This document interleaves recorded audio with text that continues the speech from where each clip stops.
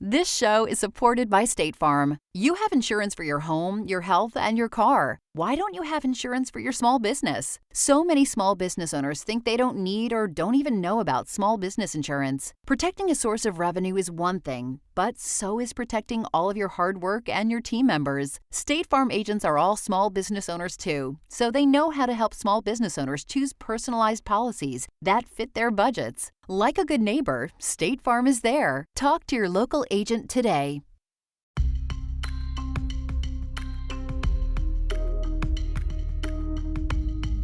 Did you know that 2023 was the worst year for housing affordability in U.S. history?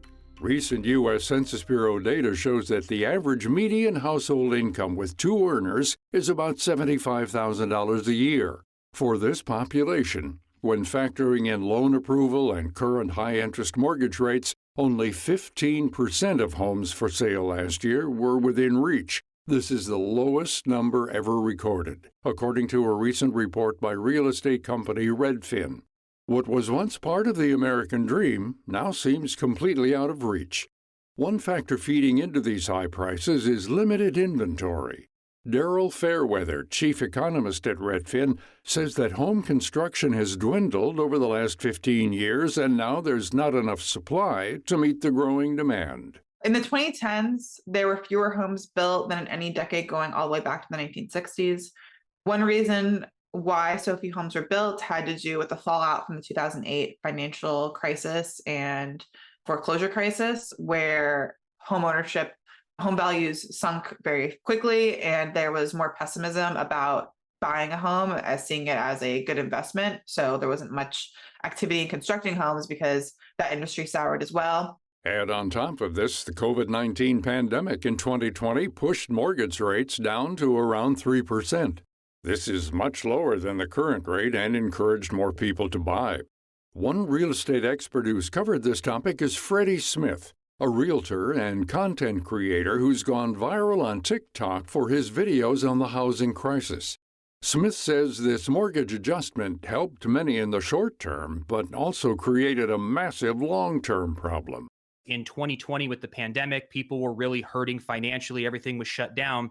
So they decided, well, it'll be a good idea. Let's lower interest rates to 2.6, 2.7, 3% so that people can refinance, or if someone wants to buy a home, it's even more affordable. So that sounded like a great idea, but then that's basically free money. So everyone did it, everyone started buying, and it destroyed the little supply we had left. So when you have all of 2020, 2021, into 2022, everyone, all investors, everybody was buying houses, and that's what rose the price. So they had to raise the interest rates to stop it from going even further. Currently, interest rates for mortgages are at 6.6%, more than double what they were 4 years ago. Fairweather says this has not only made it difficult for people to buy, but has also discouraged current owners from selling. Normally, when interest rates go up, which would cause buying a home to be less affordable, we see a pullback in people buying homes, which then causes home sellers to have to lower their prices in order to get their homes sold. But what happened instead is that people who own homes decided not to sell at all. They had these great mortgage rates during the pandemic that are fixed for 30 years. And if they can't get a price that would make them want to move and make them financially well off enough to buy another home at the new higher mortgage rates, they're simply not going to sell. And that's what happened. So we saw a pullback in both supply and demand, which allowed prices to stay high at the same time that mortgage rates were going up. So there wasn't any relief in affordability coming from prices, which made the mortgage rate problem even more dramatic. This situation is frustrating, and it's hitting some groups harder than others. Smith says that millennials in particular are struggling the most on their path to home ownership. Back when the boomers were in their 30s or late 20s, their biggest hurdle was saving up for a down payment. So that's why some of their greatest hits are just don't drink Starbucks, stop Netflix, because their whole hurdle was working hard to save that down payment, but their income, they could qualify for the house. The problem the millennials are having now is a boomer parent or grandparent could gift $50,000 for a down payment.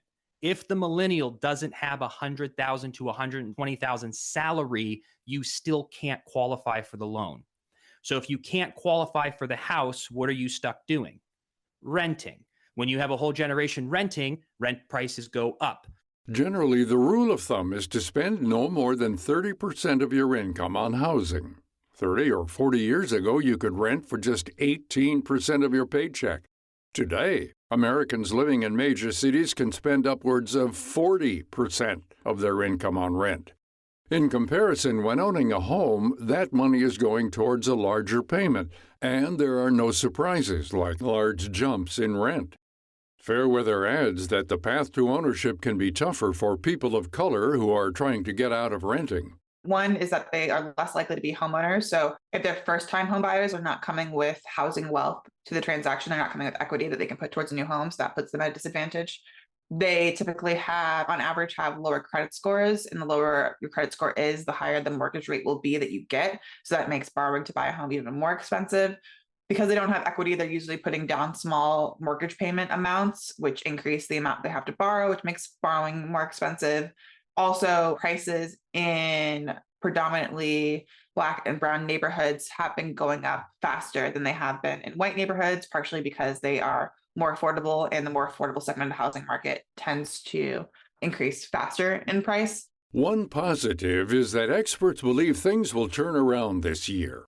Right now, Fairweather anticipates interest rates going down, which will lead to greater affordability. However, this change could also lead to many more people joining the buyer's market, which could also drive up home prices. If you're looking to buy in the near future, Smith recommends getting all of your ducks in a row so you're ready to purchase as soon as interest rates drop. This means taking a look at savings totals, credit scores, and speaking with a mortgage lender ahead of time. Smith says that even with these items checked off, the path to home ownership in America is no easy one, and that needs to change. It's just been a wild ride. And that's why we need to find something to change this so that millennials and Gen Z and future generations can have a shot at home ownership, or we'll have to redefine what the American dream or middle class is. To find out more about Freddie Smith, Daryl Fairweather, and all our featured guests, visit viewpointsradio.org. For more behind the scenes, check out Viewpoints Radio on X, Facebook, and Instagram. This story was written and produced by Grace Galante. Our executive producer is Amira Zaveri. Our studio manager is Jason Dickey. I'm Gary Price.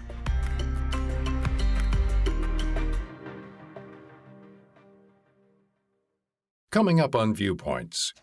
Bessie was getting press, but it was only from the Black press. White press was not interested in Bessie at first. Meet the first female pilot you've likely never heard of. Then, the space shuttle was always an experimental vehicle, and those of us that worked in the shuttle program were well aware of the fact that there were certain risks involved in every flight. The risks and rewards of the flawed space shuttle program. I'm Marty Peterson. And I'm Gary Price. These stories in depth on your public affairs magazine, Viewpoints.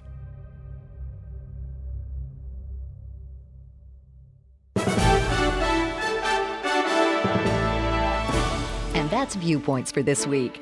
Follow us on Twitter, Facebook, and Instagram to learn more about upcoming shows, and find a library of past programs on Apple Podcasts, Google Play, and Spotify. Plus, you'll always find previous segments and more information about our guests at viewpointsradio.org. Join us again next week for another edition of Viewpoints.